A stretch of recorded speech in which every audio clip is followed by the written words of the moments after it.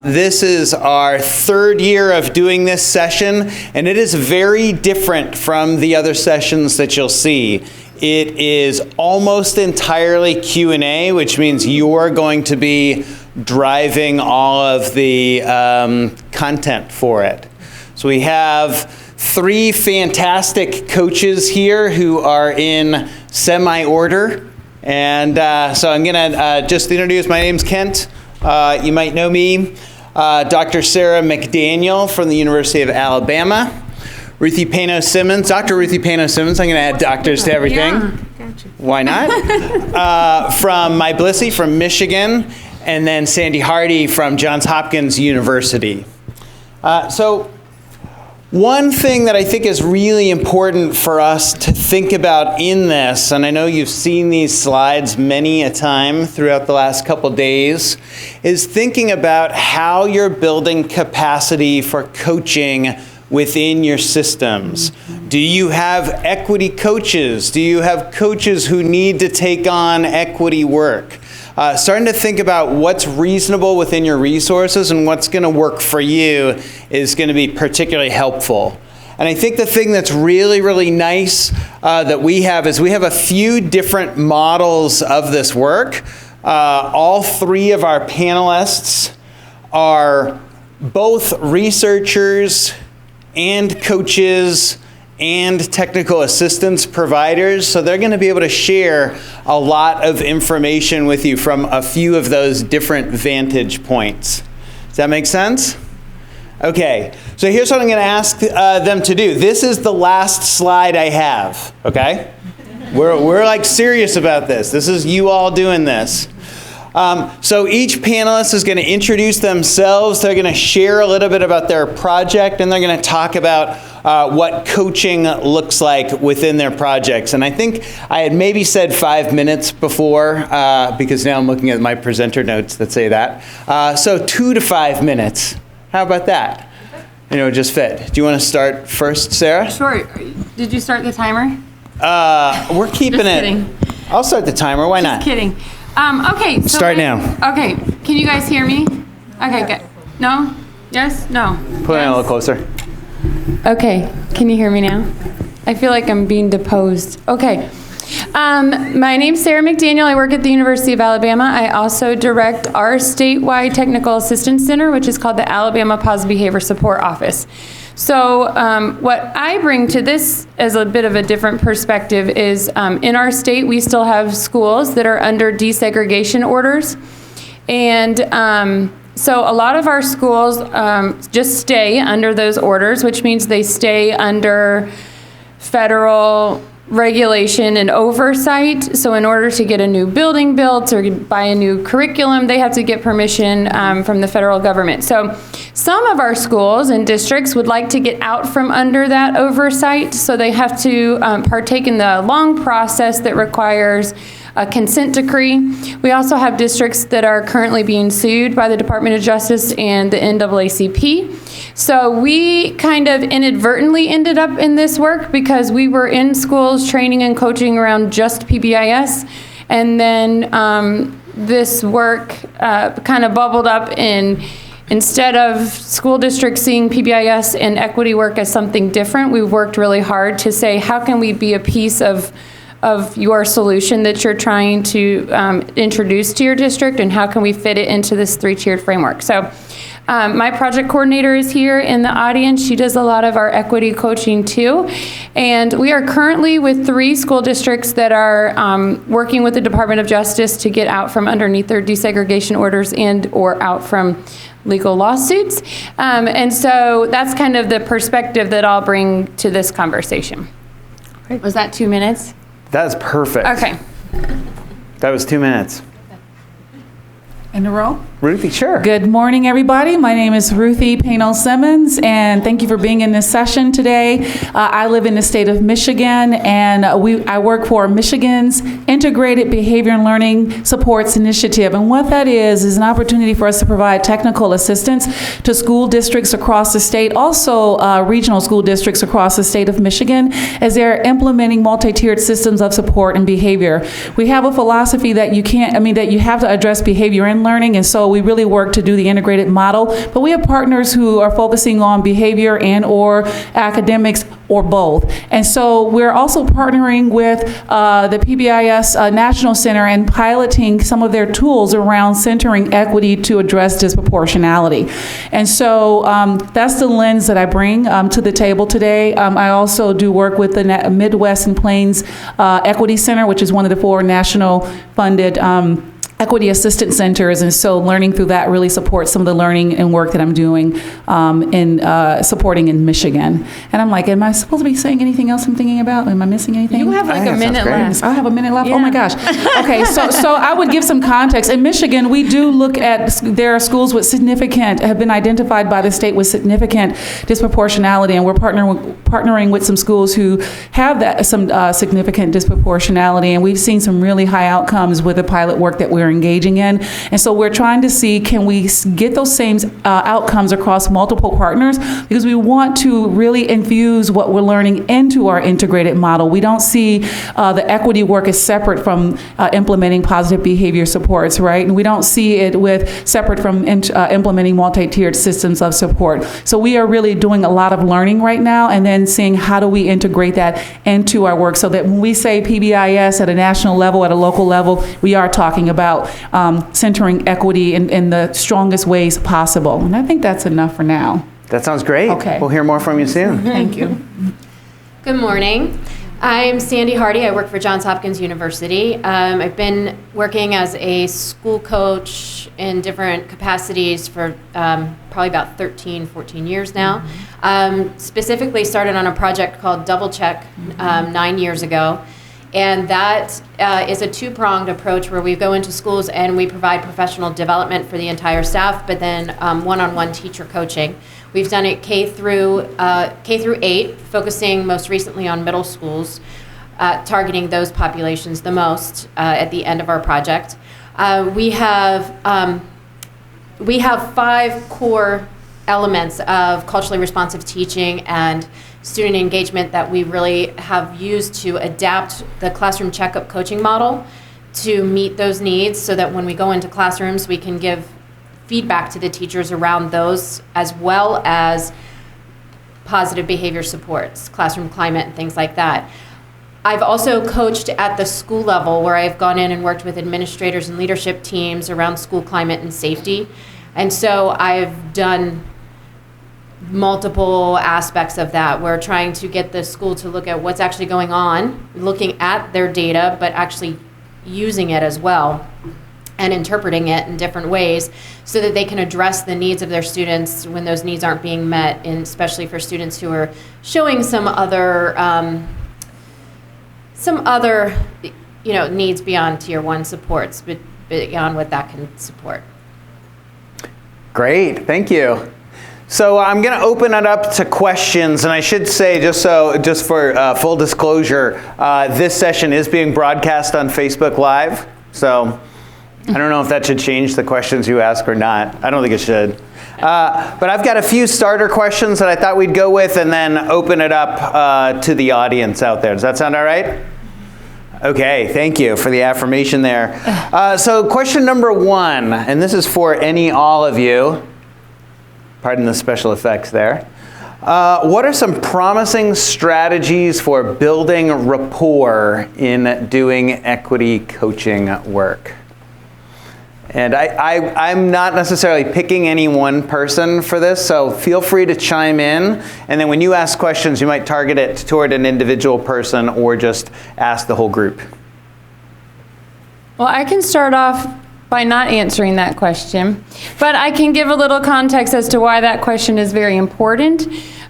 So in the work that we've done, if you do not build rapport, it does not go well. So we have seen non-examples of districts really wanting to get out from underneath these orders. And so from the district level, they hire a bunch of lawyers, and then they just push down these new mandates that people are doing, which are big systematic changes, like changing the code of conduct and changing their response to how they'll deal with disciplinary infractions or whatever. And then telling the teachers that they need to reduce their disproportionate discipline, but not telling them how, that they are just supposed to do it. So I can kind of give context to why that's important. We have seen that not go well. So the response the educators will have if you don't build rapport is they will hear you say, you just don't want me to enter the data, or you just don't want me to refer those kids, you just want me to let my classroom go crazy and I'm supposed to not do anything. So unless you build rapport, that piece is so important because they will hear the wrong thing if it feels like it's just a mandate.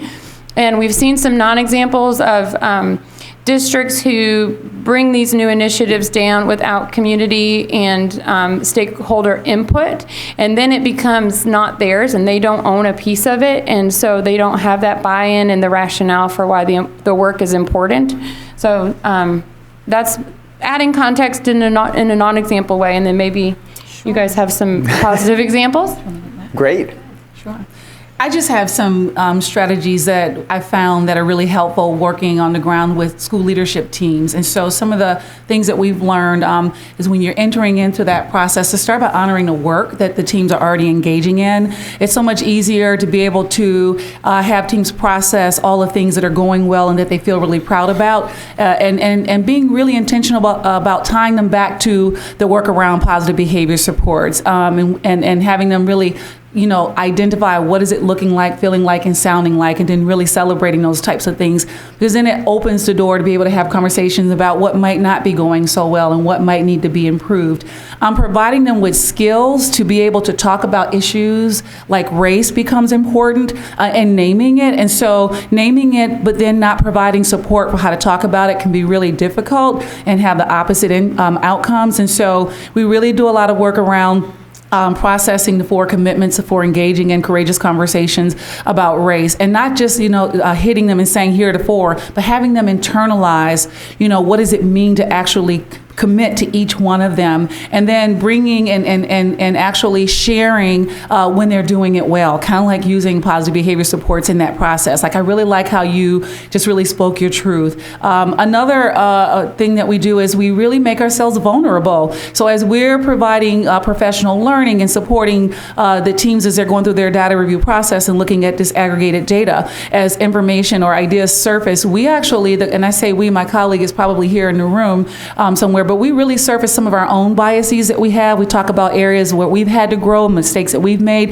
And when we do that, the teams really feel like, well, wow, they're really, sharing some of themselves and not just asking us to expose some of their vulnerabilities. Other things, going into the schools and being present, spending time in their lunchrooms, talking with students, spending time with staff, spending time in the room where students go when there are behavior issues that come up. Then people feel like, well, you're on the ground with us. You're not just coming in and trying to tell us what to do or what you think we need to do, but you're really becoming a part of our culture and understanding from us what's going on. And so I'll pause there. There's one more. Do you mind if I share that one really quickly? Another one that we found that's really helpful is decentering ourselves as experts. I mean, we have expertise, but what happens when you go in and you're the expert, people tend to turn off what they bring to the experience. And if we're talking about culturally responsive practices and modeling that for adults to do it with students, then we do it with adults. And so allowing them to begin to see what they actually are bringing to the table and centering the work and learning around what they bring to the table. So those are some things that we found to be helpful. Building on what they both said, rapport building, like Sara said, is if you don't do that, then you're not going to get anywhere. Mm-hmm. The way that I've built rapport is by being genuine, mm-hmm. and being able to share my experiences. Having been a former teacher, I'm able to connect with the teachers in the classroom, mm-hmm. in a way that's very authentic. I have a lot of empathy for what they do. I've experienced a lot of the things that they have experienced and that they are experiencing. I think another thing with rapport building is that you have to be flexible with it, and it's actually very individualized. Mm-hmm. So depending on if you're working, what the teacher is like that you're working with, or if you're working with a leadership team in the building, they're all different. So it's kind of a slow process in the beginning. Mm-hmm. It's what Ruthie said about being present. Go into the schools and you just get a feel for what's going on. You learn their language and use their language as opposed to yours, and you start to connect with people. We even wrote a chapter in one of our manuals on double check around how to build rapport. Some of it seemed like maybe common sense things, but as you bring new coaches onto the project and we're trying to tell them, when you go into a classroom and I see someone with a Pittsburgh Steelers fan, like flag, I immediately start, I'm a Ravens fan. That's it, it's not where I'm in Maryland. So I'll grab onto something like that. They have a picture of their dog in the classroom. I can't tell you the conversation I had with an AP one time about her dog for half an hour.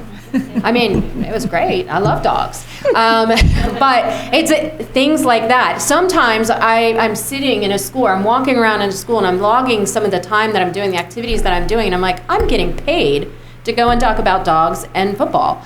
But that's a huge part of what we have to do. And then you had also talked about not being the expert in the group. Well, here's a lesson learned.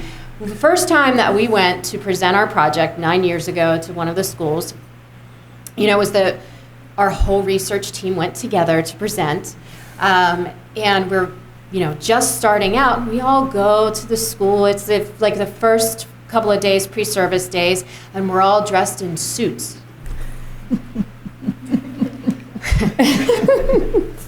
It seems small. I don't wear a suit anymore to any of my schools. It's not that I dress in sweatpants. I don't believe in that either.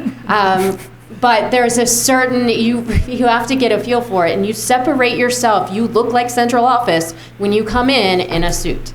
And so as simple as that is right there, that's a barrier we had to break down from the first year, from our first interaction with the school. And I'll add one more thing that you guys made me think of that's really helpful and that Kent reminds me of all the time, which is assume best intentions. So I try to come to any conversation trying my hardest to assume their best intent, that they are trying the best that they can, and that they are trying to do the right thing. Because as an outsider, it's really easy to pick up on little things that educators say that they don't even realize are huge blind spots, or that are hurtful, or that are dangerous. And so it's difficult work to kind of sit there and try to process it and assume that they are doing the best that they can, and then try to work from the point that they are at. And so assuming best intentions, not jumping to conclusions that they're actually horrible people and have no business being educators. But with some of the conversations that you hear, it's hard to keep that perspective when you're listening to some of the things that actually come out in conversation. But I think that's a good lens to try to stay in and ground yourself in when having those conversations. And just really quickly to build on that, thank you for sharing that, is that timing becomes critical, right? So first starting work, you're going to hear a lot of things where you want to correct it or address it, right? And so if the relationships aren't there, you're kind of processing and calling resources to address it in different ways along the way, but not calling it out as quickly when the relationship isn't there.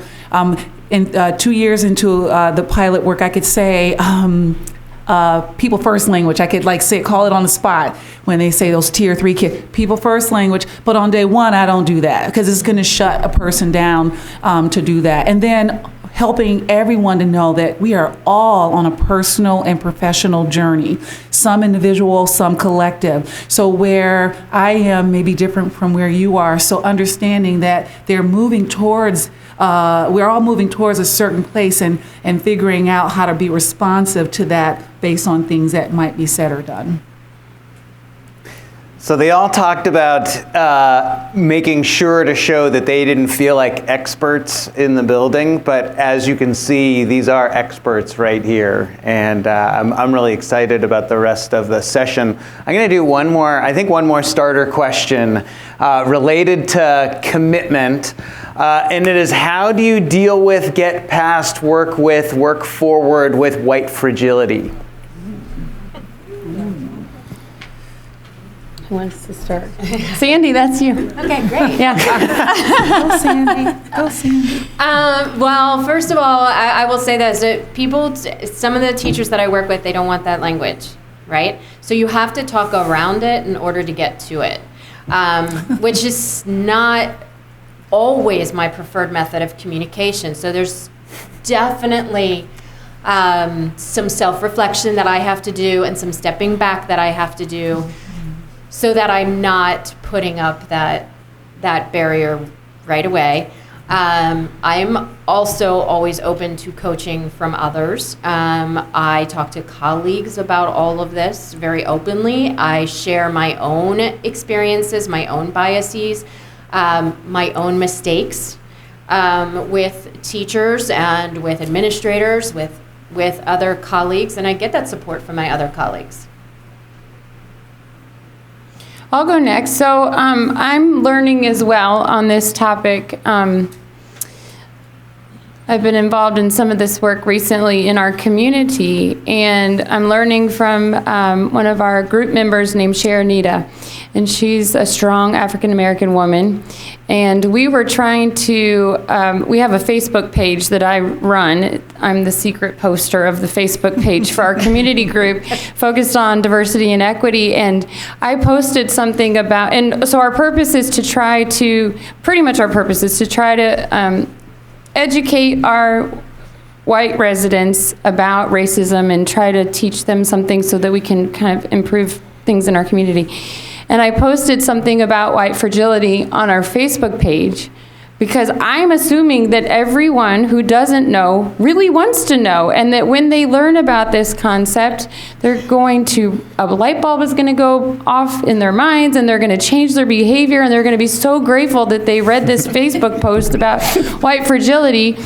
And Sharonita had to kindly call me that evening, and she said, Sara, we really are trying to make a difference in the community. We're not trying to make people mad, and I feel like we probably need to meet some people where they are right now in order so that they can still hear us. And that taught me so much, because I was assuming that everyone had ears open and an open mind and wanted to learn. And she really taught me that sometimes, like Ruthie was saying, it's a timing thing. You have to meet people where they are. If you call it out, even though it shouldn't be this way, if you call it out, you can lose some people that would have otherwise been with you if you would have maybe approached it a little bit differently. So I'm still learning that as well, learning that not everybody is in a place where they're looking for personal growth and always trying to be a social justice warrior, and trying to meet people where they are, and I'm still learning that as well. Thank you, Gisela. So there's like this ebb and flow, like you're trying to gently nudge, but then sometimes you have to, like with a full force, right, kind of shock into, okay, this is really important. So it's going to sound like we're saying one thing and then saying the other. It's not because we are, it's because it's complex. So there are times when we're gently nudging, and there are times when we're saying, hey, I know you've heard Robin DiAngelo, you know about Robin DiAngelo, but she writes about white fragility, and we use her work to say, hey, we're going to talk about race, especially when you're coaching around race, and it's going to be uncomfortable, and here's why. So we really unpack that literature with them to help them identify where their trigger points are, why they might be wrestling, and then we ask, because they have better, when I say they, I mean because I work more with school leadership teams, how can we use this with all staff? Because they better have a better understanding of where staff might be. And because we're spending more concentrated time with school leadership teams, we've broken through a lot of barriers. We've built the relationships that my colleagues are talking about today. And so we can kind of really get into the nitty gritty. But with staff coming in, we're not having that same type of time for them to move in the same at the same pace. And so they then think about, how do we unpack that? Other ways that we break through white fragility is pulling that data out and saying, look, we have a problem. We have a problem at a national level, and based on your data, we have a problem in your system. And we don't say it like that, but we are very clear about, what are we seeing? And in that, we begin to expose them to history, because most of us aren't getting that in our K-12 experience, or if we're not majoring in that in college, we're not getting that. Here we have a social historical context that lends itself to structural racism. And even if we wake up every day loving our kids, we've been impacted by that. So we can either pretend we haven't, or we can actually lean into it.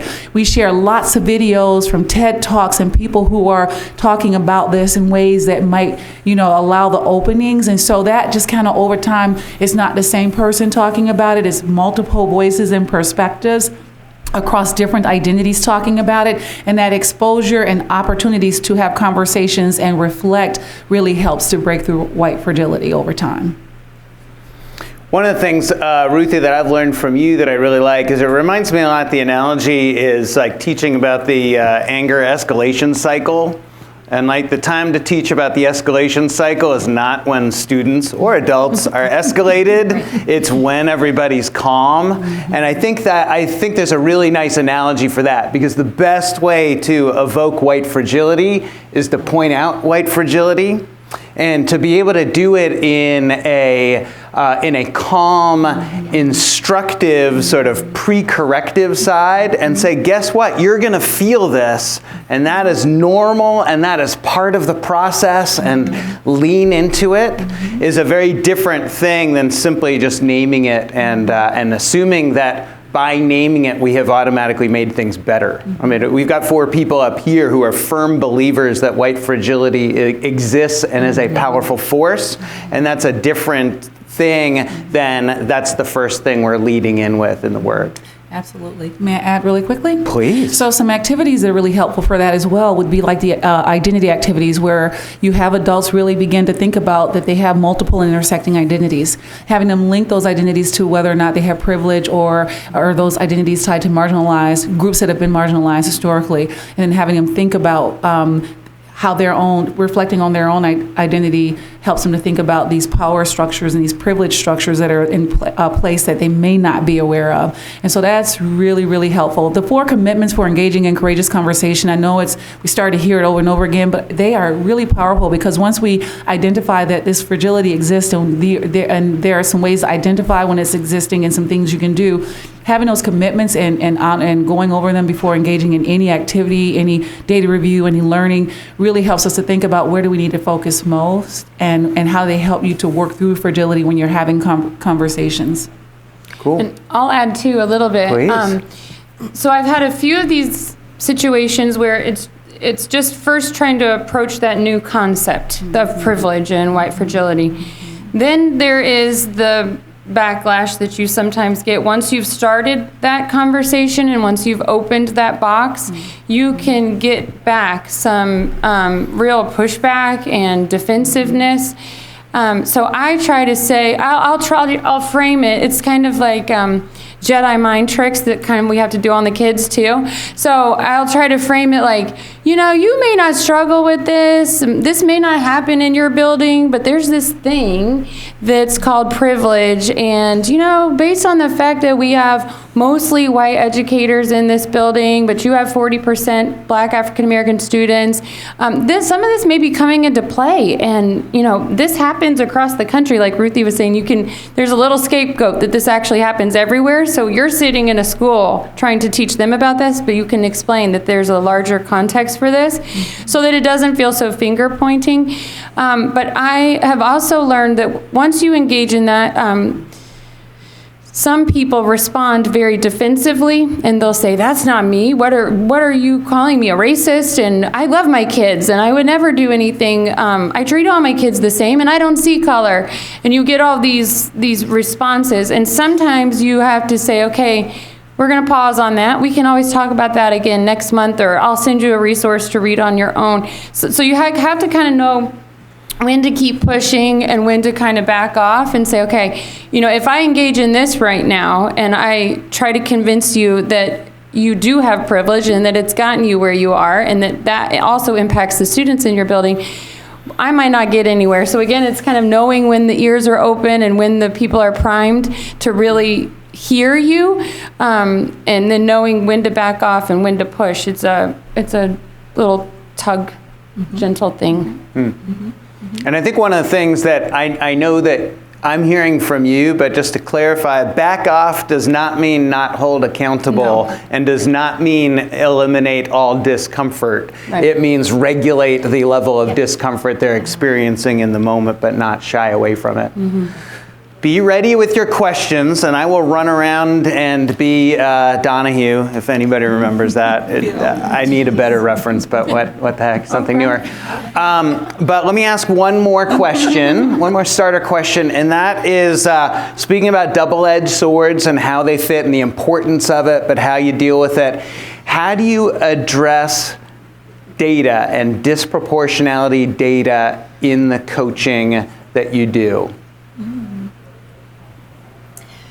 So the best way that I've actually been able to do that in some of the schools that I work with, who, when I've worked with their leadership teams and getting them to examine their data, is that I actually simply facilitate their evaluation and interpretation of their data. I provide guiding questions, I provide specific data points, but instead of me telling them what it says, I allow them to spend some time to explore it, usually in groups, so that are strategically created. I mean, it's basic like good teaching, right? So do the same thing with the staff, is that I'm facilitating their learning and interpretation of it, and then there's usually someone on the staff who has very strong convictions, and so both sides, right? And so they can kind of come to it, but I also find it's really important to set up expectations before you examine the data, because people will take it very, very personally. And so sometimes things will come out, people will get defensive, and like Sara said, I mean, when people get defensive, you can't move past that. So setting up the expectations for how to examine data and have a discussion around data is essential. I just recall, did you want to go? Go. I just recall with one of our partners, the first session where we show the national data, then we show them their data, and they were like, our white students are way above the national median. And there was an even bigger gap above that. And so we were navigating that. My colleague and I were navigating, where do we go with that? We haven't built the relationships yet. We're looking at data for the first time. And so we kept asking probing questions to get them to, step back and look at that data even more. And that was a really hard thing to do. And so in that session, we really worked with where they were with looking at the data, and it kind of informed where we needed to work, like going back and planning what learning needs to take place. And what's really exciting is having the guides from the National Center. I mean, if you're implementing PBIS already, you should have a 4-step problem-solving process you're engaging in which most of the schools are that we're working with. And so being able to come back and get into the 4-step problem-solving process where we are consistently looking at data means that we don't have to fix it in the first session. We can allow space for people to see what they see and then continue to come back and go through that same process over and over again, where over time it's like, okay, wow, we have this gap, we need to address it, and how do we do that? And so some of that fragility is being worked out over time through that, getting fluency and really looking at data and problem-solving around data is being worked out over time. Beginning to put action plans in place and action items in place to address what they're seeing, that becomes normalized over time. And before you know it, teams begin to see that they are actually addressing their issues by using that data, that it's their friend and not their enemy. And when they begin to look at their evaluation data, so how are we implementing PBIS overall, they begin to rate themselves differently. Instead of looking to get a high score for fidelity, they're saying, wait, we're saying we're doing all of this, but our outcome data is not showing that. And so over time, because they're consistently looking at data, they're coming back and they're checking off their action plans and they're saying, wow, we were able to do these 3 things and look what happens. They're strengthening their PBIS systems, and they're also becoming more confident and engaging in work around disproportionality. And so those are some of the things that we've seen that have been helpful. And I just want to highlight really quickly, it took me a while to get my mind around vulnerable decision points. I'll be vulnerable. I'll share that. I used to always push it off on my colleague. I don't know where she is. Beth, are you out there? Okay, she's not out there. Yes. Okay, but anyway, I would always put it off on her because she was in the project before me. Why don't you do that part? Until I was asked to do it for all principals, and I was forced to actually get out there and not be afraid and do it. But what I love about it is that as you're providing social historical understanding about why race is important and why we have to address it in education, you're also providing tools that people can go back and say, I applied this, I used this, and it really helped to make sense of it. And then collecting all, because we have them do self-reporting with vulnerable decision points, neutralizing routines. Then we have the leadership teams actually look at that data to identify what's working well with the looking at when moments are vulnerable and where do we need to continue to support. And so by doing that, it creates this comfort around looking at the data and using the data. And I'll just add really quickly, we work with schools who are not even normed to looking at discipline data every month. And so sometimes you have to tiptoe into it by saying, okay, first let's just look at the data. And then once we get into the disproportionality piece, a lot of our time is spent kind of sitting back and allowing them time to make a bunch of excuses for why their data looked the way that it looks. And then we have to play this little Mythbusters role, which is not to be condescending, but they're trying to blame it on the new kids that moved into the district, or the new way they drew the lines on the district, or a lot of times what we hear is they wrap it up in poverty. And so over time we kind of go through these, and we just allow them to get those out.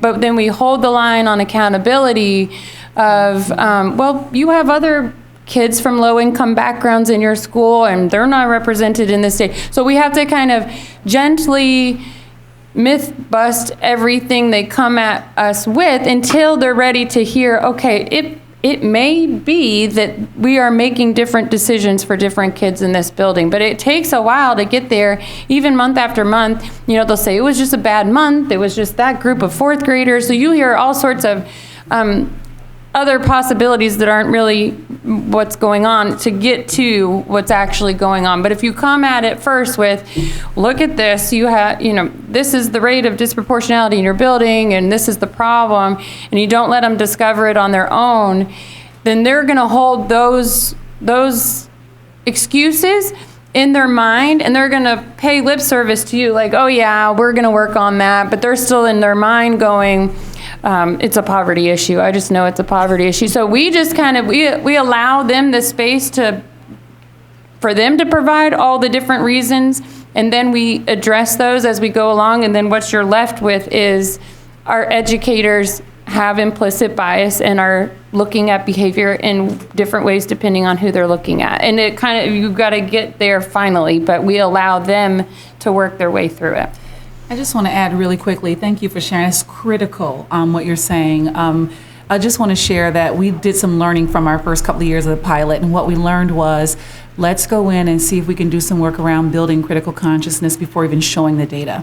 And so one of our partners that we're in year 2 with, after 3 years with our previous partner, we went in and we didn't start with the data. We, like you were suggesting, you're pointing at their disproportionality. We really did some work around, what does it mean to be critically aware?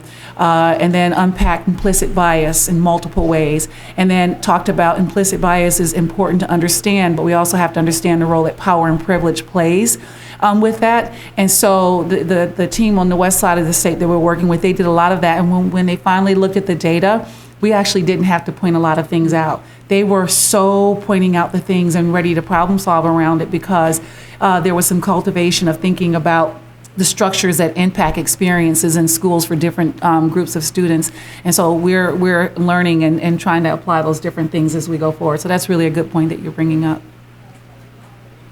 One of the things that we've learned in terms of tweaking what we do and further on is we give people a 4-step problem-solving model, so it's really clear which way to go through. We really make it simple for people, and you can download the data guide. But one of the things that we've been doing is we just strip out any information about what group we think is disproportionate and let them figure it out. So all of our new forms that you go through, and you go through the worksheets, it just says group of interest. And then when we go through, we just ask people to look through and look at their data. And one thing that's also nice is we just ask people, too, to guess what do you think? What do you think in your school? Which group do you think is at most risk for exclusionary discipline? And then for some people, they're going to be able to pat themselves on the back. You're like, you're right. Let's look at those data. And it just so happens that for the group of interest for every school that we've worked with, it's black students. But when you go in presupposing that, it's a little bit different than having people name it themselves. And we actually make people name it and write it. We have people writing it up on the wall. We just have the blank, and they fill that in, and they own that part of it. And it feels less like here's some people coming in and judging, and it's more like here's some people who are coming in and looking at our data. And we say, if you don't see a problem, great. That'd be good. We'll focus on just improving instruction for everybody for the rest of the day or the rest of the year. And then one other thing that we've been doing is anytime that we identify vulnerable decision points, those are specific discipline situations where you see more disproportionality, we've also been looking for equitable decision points. And it's really nice to be able to show school staff to say, here are situations where your discipline decisions line up with your school demographics, line up with your values, and here are situations where they don't. And that changes the conversation entirely from, am I a bad person, to where are situations where I need a little bit more help in my decision making. People really put on their problem solving hats when we do that. All right, so thank you for asking a question. So I'm going to run around, and if you want to remember, you can identify an individual person, or you can just throw it out to the whole group. This might be for Kent, and actually Ruthie, I know I've heard you both talk about it a lot. Ruthie, so last year our district, we did I designed some learning sessions around implicit bias, and made sure to give our teachers classroom level tools they could use to get to to build just more of a relationship and rapport with students, but also things that could help them start to uncover and better understand how their biases might be at play in the classroom. Mm-hmm. I'm familiar with the work around vulnerable decision points, but what I'm trying to do is design sort of the hour 15, that's what I got to work with, learning session around vulnerable decision points. And I'm wondering, and this is probably getting really in the weeds, but the experiential or activities that you would have folks do in a space to understand vulnerable decision points, because ultimately what I want to do is folks to be able to leave that, and in my head I have a classroom and almost like a poster a teacher would have, something that would help trigger them to catch themselves when they're in a vulnerable decision point space. But I'm really curious, just with the learning you've led, what are some things that you've done in that learning where people have been able to leave there and take some action with the learning? Sure, I'm laughing internally because Kent's holding the mic and he leads that work. Do you want to start, or do you want me to? So thank you, that's a really good question. And please pick up with the new work you're doing if I don't capture this, or any of you. But there are some self-reporting tools that you can use that you can have teachers go in after providing them with some professional learning around vulnerable decision points and neutralizing routines, and that's a critical piece. A professional development piece is critical before having them use the tools, and then having them go in and capture over a period of time where they're seeing their vulnerable decision points and how they're responding to them, what neutralizing routine are they using and how is it having an impact, and then having them highlight what's working for them with that and where they're still having challenges, which then informs future learning or coaching support. So that's one way. Having visual aids, we found with partners, is really helpful in the classrooms, in the hallways, all throughout the schools. So one school actually put it on their badges so that they have, something that they can refer to, like the stop, if you're doing a stop or try, which are two neutralizing routines, that they have that on, if that's what they're deciding to focus on their badges, so that they're reminded of that. And so those are some strategies that have been really helpful. I'm thinking, do you have other ones that you're thinking about that you have worked with others with, Kent? The big thing that I think about is if I had an hour and 15 minutes, the first thing that I would do, and this wouldn't be allowed, to start? Is that what you said? It will build on, do you know what I mean? But ongoing. Ongoing. Yeah, like a launch, but I'll be able to build on it through coaches and then other back doors, side doors, but. am I understanding you to say, how do you continue to build the learning around neutralizing routines? I guess like I've read the research, right? And I've been to your session on it like last year, and but I'm trying to think like the experience that adults would need to have to start to understand like when those vulnerable decision points are in their day. Because I think sometimes when you're in it, it's hard to name it, right? And I think for my assistant principals and student support specialists, who are often the ones helping to untangle a discipline decision situation, helping them, like, what would be the question to help get, like, I'm trying to get teachers to orient their eye to their practice and their behavior. I'm trying to move the conversation from fixing kids to, like, focus on adult practices. So I'm like, what would be the learning where we would get folks to see that there are vulnerable decision points. We're humans, we have them, but it's impacting relationship, it's impacting how a child's seen in a space. Like, yeah. I can try to go with a project that I'm working with Kent on and give you an example. So part of what's really helpful with vulnerable decision points is that with the data, you take a lot of the emotion out of it. And then also you're looking at common data. So you're not pointing out just one teacher who happens to have a vulnerable decision point. You're looking for something that's common throughout the building. Yep. So a school that I'm working on with that grant is looking at classroom. These incidents were majority in the classroom, and they were fighting or physical aggression. So it's not just one teacher, so that takes some of the emotion out of it, and that answer is coming from the data. And then what we did was talked about a lot internal state. It was all primed with implicit bias. So you're a trained educator, you're certified, you show up at work one day, you have best intentions, and then this vulnerable decision point happens where you're in the classroom and you see what could be judged as horseplay, or it could be judged as physical aggression, and you're in this state. So it's kind of explaining, okay, how can you check yourself? Like, once we teach the vulnerable decision point, it's like, we want little lights going off in their minds going, I'm in the classroom, I'm not hungry, I'm not frustrated, but I'm seeing students touch each other, and now I know that sometimes I call that horseplay and I don't do anything about it other than redirect, and sometimes I call that physical aggression, and I need to stop and halt.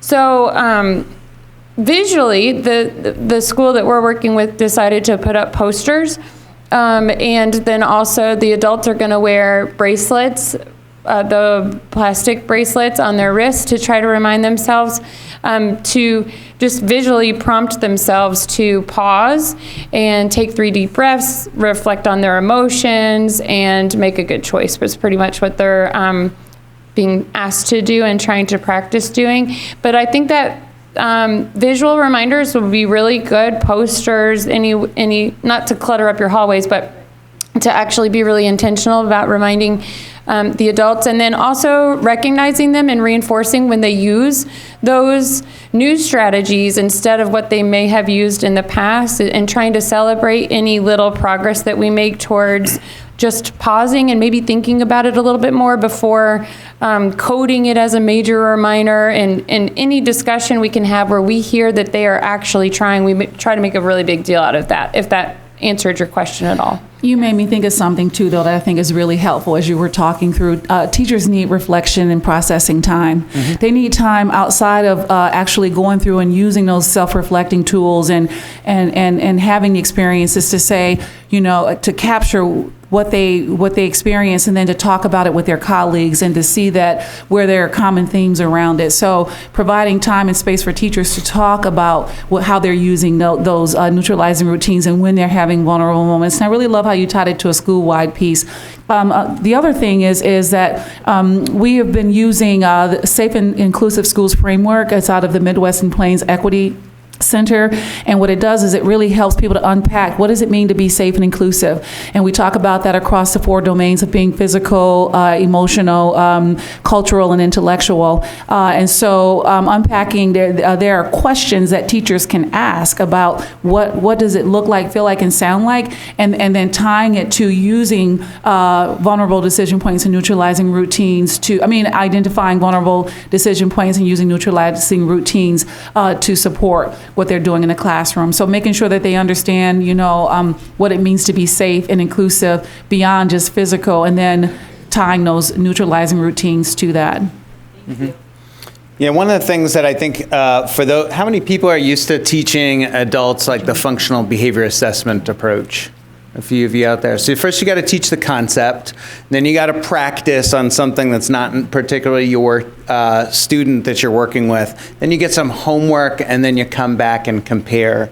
So that's a lot of the work that we do. Is we start with what's the concept, what are the principles, then we move to what does it look like nationally, then we look at what does it look like in your school, and then you get homework for saying, now be social detectives for yourselves and do that work to come back and be able to share what are your own personal vulnerable decision points. And a lot of times people like to share things that are outside of the school setting first. They'll talk about something at home. I'll share vulnerable decision points I have with parenting, and I think that's particularly useful. And then we sort of move closer and closer and closer to the more difficult stuff, and they're already practiced with it, so they already know before they get to the tougher stuff. They already have some skills.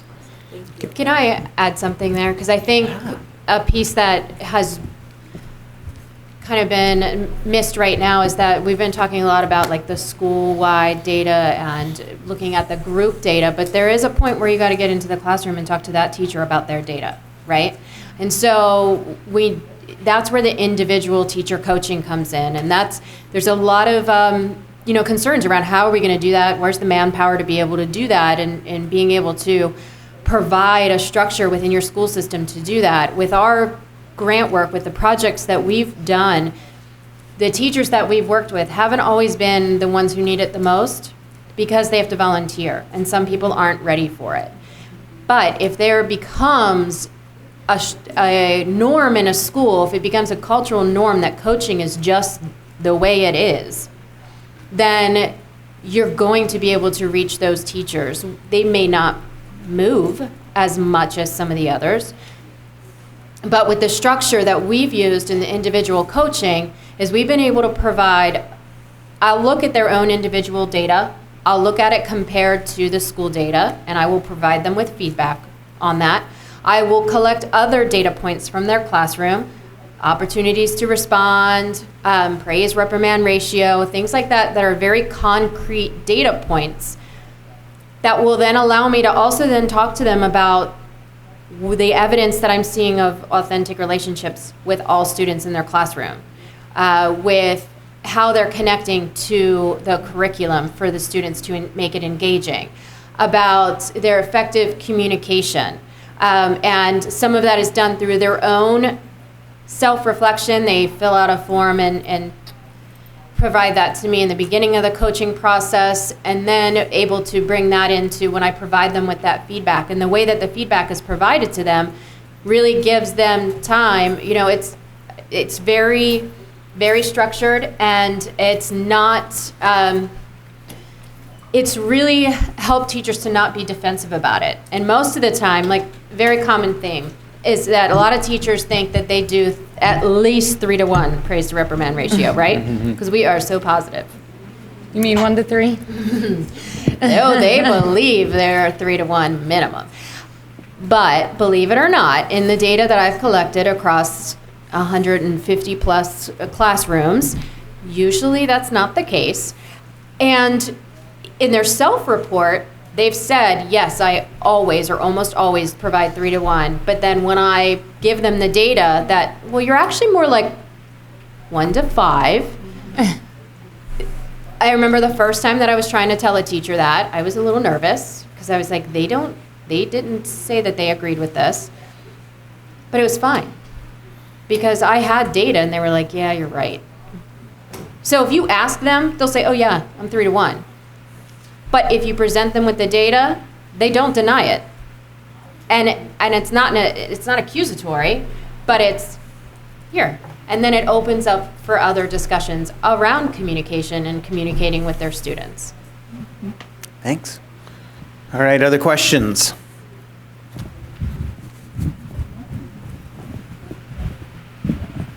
Hi.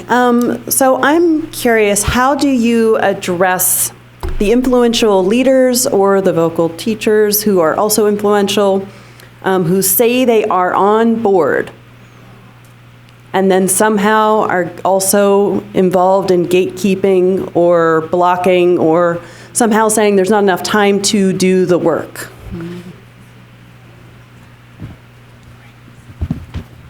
I think some of that would be addressing some of the values that they have. And so first you might have to identify what those values are.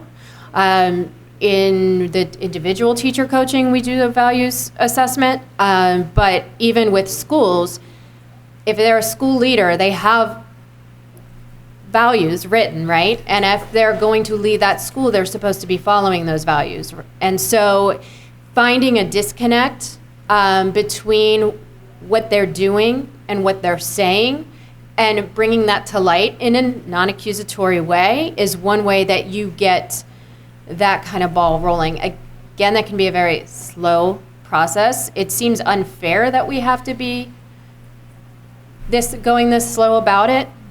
And so I grapple with that sometimes myself because it's 2019. Why are we here? Why aren't we beyond this? But the reality is we're not. And so I think that's one way to just kind of start the ball rolling. Thanks. So some of the ways that I've addressed this has been through professional development, where if you're talking about, I have experience at the district administration level and at the building. I was a principal, I was a curriculum director, and a parent and a teacher. So we have vision and mission statements, right, at that level, and administrators are, they're responsible for carrying that out, and we can have those statements but not be applying them. So sometimes embedded in professional learning is looking at district level data and looking at those mission statements or those vision statements and saying, we're saying all students in our mission statement, but in our data we're seeing that this number of students accessing AP, this number of students, and we see that with discipline this is happening, and just in graduation rates, and beginning to show, hey, here's some celebrations. However, we're not living up to what we said in our mission statement, and having them do some work where they're using matrices and opportunities to talk about why that might be, and then highlighting areas that they want to focus on. When it's done at that level, it provides some collaboration across leadership that they don't always know they're engaging in gatekeeping processes. It's just always been that way. I remember being a principal and being a curriculum director across two different districts with amazing educators and seeing every year that the top 10 kids looked exactly the same and no one blinked. And so asking the question, why is that happening? And then once people are becoming aware that that's happening, what do we do about it? And so beginning to engage in conversations around what are the current practices for access into AP courses, for an example, and what are the mindsets tied to those particular practices, and then having people begin to think about, we have to change our structures if we want to see outcomes. We can't just keep talking about it, and then providing learning continued for them to have work sessions to do that type of work. So those are some ways that, and tying it into, we're getting above the classroom here, but structural decisions impact what happens in the classroom. So really highlighting that for people at the administrative level to say, your decisions every day impact whether or not a child's going to have access to equitable education. So let's unpack that and look at what that looks like and what that sounds like. And then as they begin to see, wow, we're making decisions because that's the way it's always been, and this is what the outcome is, then they can make some decisions about how they want to change that. And that's where we get into strategic planning and policy. So you have to have people at those levels engaging in the process so that they can support the work that needs to be done to change. And I have just a few pointers. I don't have all the answers for that question. first of all, if you don't know who it is, if these people are gatekeeping and sabotaging in secret, that's going to be really, really hard to address. It generally comes out eventually once you build strong enough relationships with people in that school or on that team. So number one, I would assume best intentions. I would assume this person, once I know who it is, I would assume they're doing something that they think is good for the kids, or is good for someone, and I would try to assume best intentions, that they're doing that for a reason. And then my second step would be to try to figure out why, just like we try to figure out why kids are showing us the behavior that they're showing us. So I would try to figure out, why is that teacher telling me she's going to teach that lesson or use that new neutralizing routine, and then going and sabotaging the whole fourth grade team. So why would that be? And mostly the why that I have seen is that I haven't built relationships yet where they trust me, because I'm asking them to do something that they're not comfortable with, and there may be a larger reason why, but then I take that as part of something that I need to work on, instead of just trying to figure out how to uproot this person. Although we don't mind when people with not open mindsets finally figure out they need to retire and move to the mountains, but you just have to work with what you've got. So if you know who it is, then I would say, I would come to it assuming best intentions. Then I would try to figure out the why. Then I would try to figure out what's my part. How can I dig deeper and let this person trust me? And then sometimes it just takes time. And then you could always use more Jedi mind tricks, which would be like when you're talking to all the faculty, you could say, you know what? Sometimes people really think that they look like they're really excited, but really there's a bit of fear with what's going on, and they're not sharing that with us. So sometimes they can look like they're really on board, and then maybe because of that fear, they start talking about this with other people, and it starts to sound like a really negative, bad thing, and so that might happen. It may not happen at your school. So something like that.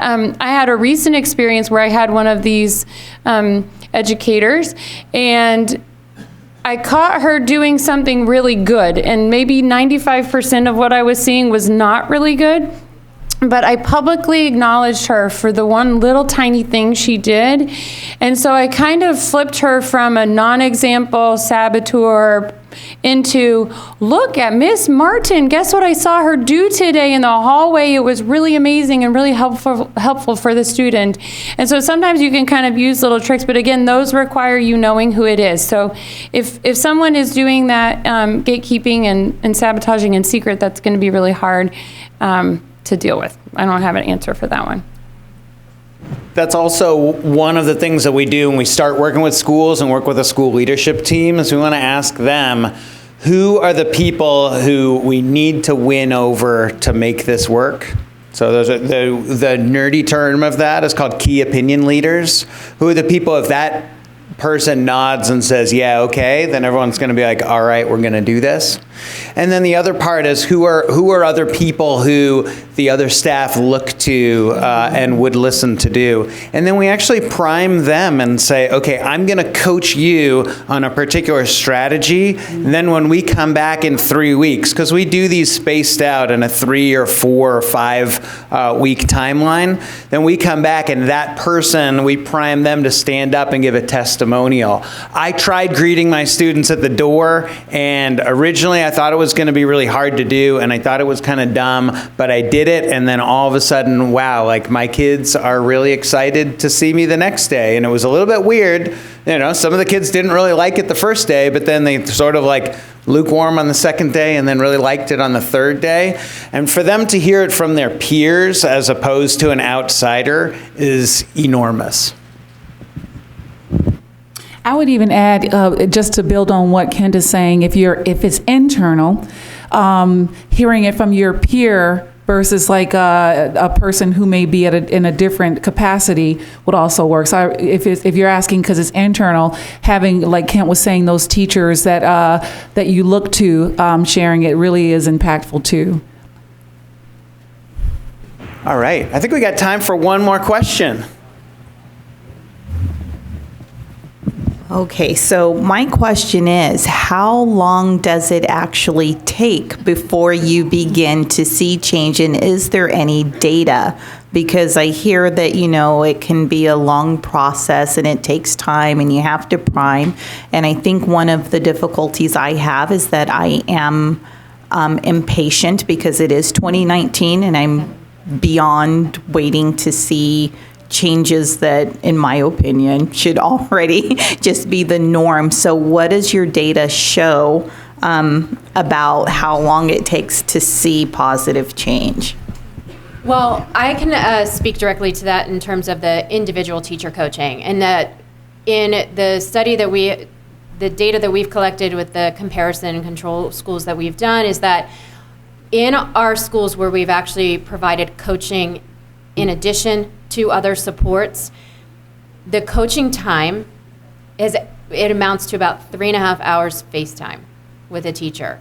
So now that's over a period of time, but there is change that occurs in that short amount of time of interaction based on the model that we're using. So I can share that from our pilot work, we circling back to earlier conversations where you're cringing when people are talking through the data review process because it's very clear where they are in their journey at that point. But what's really exciting is I had some time to do analysis over conversations over a 3-year period and do some coding. And we saw a shift in how adults were thinking and talking about problem solving for disproportionality by the end of year 1. By the mid to end of year 1, adults had begun to shift from putting the onus on poverty, on family, on all these other external factors to their own actions and their own systems. And so it was really neat to see how that shift took place, and then getting to the second and third year, seeing how some of the staff had begun to shift their conversations in the staff professional development. So I think that it's long-term and ongoing work because we have a social historical context. We are all on that, I call it the 8, the affinity, where we vacillate between deficit and asset-based thinking because we've been socialized a certain way. But to see people really begin to move from focusing on the child being the problem, demonizing the child, the family, or whatever, to saying, hey, these are the things that I can do, I felt like for the long term of the work, that was one of the processes that we started to see change sooner. And you can build on that. I love the Jedi. I'm a Jedi. I love that. You can build on that by acknowledging and building up adults when they do that. I noticed that you're talking about what you can do. That's exactly where we're trying to go. And then you see that begin to grow across colleagues when they hear that and you're highlighting that. And I'll just add, have you ever heard about putting on pregnancy weight, that you put it on for 9 months, so it's going to take at least 9 months to take it off? Okay, so if you think about it in the same way, if you are working with 40-year-old people, it took them 40 years to learn all of these ways of thinking. So it's not going to be an overnight deal, especially for people who have fear of change and fear around these things. So one thing I'll say about it is, if you see your data moving too quickly, it's probably a red flag that they're just fixing up the data for you. So that has happened so many times. They think they're going to please us by just fixing up the data, and cooking the books. And that doesn't change anything really in the building. So you don't want something that's like miraculous change this week. But you do want to see slow change. And if it took that long to get to where they are in their way of thinking, it may be a long journey. And I would encourage you to try to be patient. And I empathize with the fact that we shouldn't have to be patient. But I would try to, even if it's not happening quickly enough for you, I would try to keep recognizing any progress that you do see. I'll just give you a few examples from the districts that we work with. So we have the one that I was speaking of in the beginning that mandated all this, and they were convinced they were going to get out of this desegregation order in a matter of 3 years. They are 4 years in, and their data have not gotten any better. So that's them. And then we have another district who's only 1 year in, and their data -1 middle school, which is a whole separate thing. Their data in general have got dramatically better in 1 year. And so it just kind of depends on where they're at and how it's approached and how it's supported and that sort of thing. I just want to add, there's an ebb and flow. I don't know if the word is ebb and flow, but I think it's really important. People who aren't impacted by bias in the same way they have a luxury that people who are being impacted don't. Kids are being hurt and harmed when we don't address these things. So what I really appreciate about some of the pilot work is that we know that we can't change mindsets overnight. I mean, it's encouraging to see changing and talking about things, but we also can provide strategies that, hey, you may not be there yet, but this is something you can do today that will be more helpful to children than harmful. And I appreciate that about the pilot is that, hey, we know we're trying to get people to think about things in 2019 differently, but you know what? I mean, I was a person who had to hold people accountable, including myself. So people didn't get a pass. You might not think about it the way you should, but you're going to do this work. And so there are some things that can be put in place to say, while we're working to move people's thinking, these are actual strategies like vulnerable decision points and neutralizing routine, all the strategies that have been shared and that you all may be engaging in that you can apply that maybe the way you think and believe will catch up to that, but you still are accountable for doing what is best for kids. And so I think there's I don't know if the word is ebb and flow, but there's something to that where you're gently nudging, but also always having high expectations that adults, once they become aware, once they have a strategy, that they're going to actually apply it, if that makes sense. All right, and with that, that comes to the end of our session. So please join me in thanking the panelists here.